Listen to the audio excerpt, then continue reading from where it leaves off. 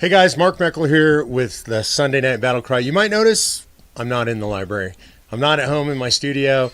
I'm actually up in the Rocky Mountains of Colorado, and we're here to talk about the celebration of the birth of this nation, July 4th, 1776. I'm here kind of in the Wild West, and we don't think of the birth of the nation and the Wild West together, but it really was the Wild West in so many ways. In spirit, for sure.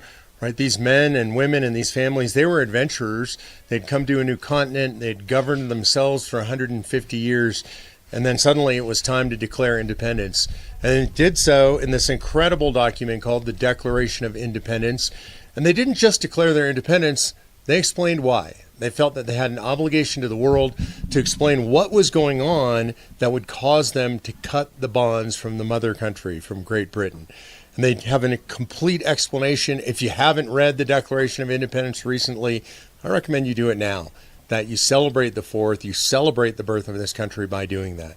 Those men and women that were there in 1776 who were willing to put it all on the line, who said that they were pledging their lives, fortunes, and sacred honor to each other, they knew that what they were going into. They understood the nature and the gravity of the fight. They knew that when they signed the Declaration of Independence, well, they were likely signing their own death warrants. They were committing tyranny against a king, against the crown, against Great Britain, but they were willing to do it for the principles of liberty. And that's why you're engaged in the fight, for the same reasons that they were engaged in the fight. Today, I'm afraid a lot of people don't take it as seriously. Even sometimes those of us who are in the fight, we don't necessarily think of ourselves as really following in the footsteps of the founders of this great country. But you should. Because it really is up to you.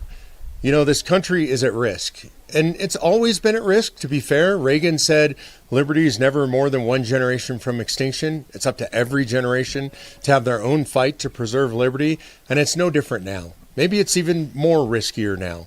And it really is up to us. A lot of you who are watching this have already stepped up. You've decided it's worth it to you.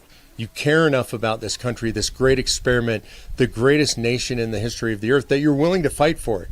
Maybe you put your money in and you contribute to Convention of States. And if so, thank you very much. We couldn't do what we do without you. And maybe you're a grassroots volunteer. Maybe you can't afford to put the money in, but you show up at the Capitol, or you send the emails, or you make the calls when the time comes and we need you. You really are the Minutemen of today. When we put out the call, you answer the call. You call the legislator, you go to the Capitol, you send the text, you do whatever it takes to save the country, because that's the adventure that you're engaged in right now. And there is risk. You put yourself out there, you put your reputation at risk, you put your friendships at risk sometimes, you might even put your jobs at risk because of your political opinions, but you're willing to step up to the line to save the country. And the truth is, we're not going to save the country without you. And when I say you, I really am referring to you.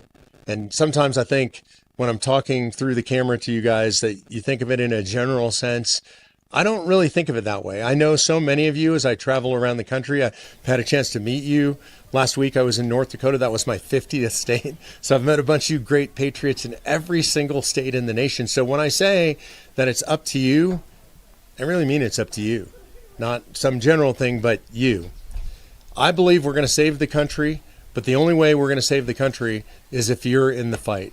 So I'm calling you today during this battle cry. You know, I always do a call to action.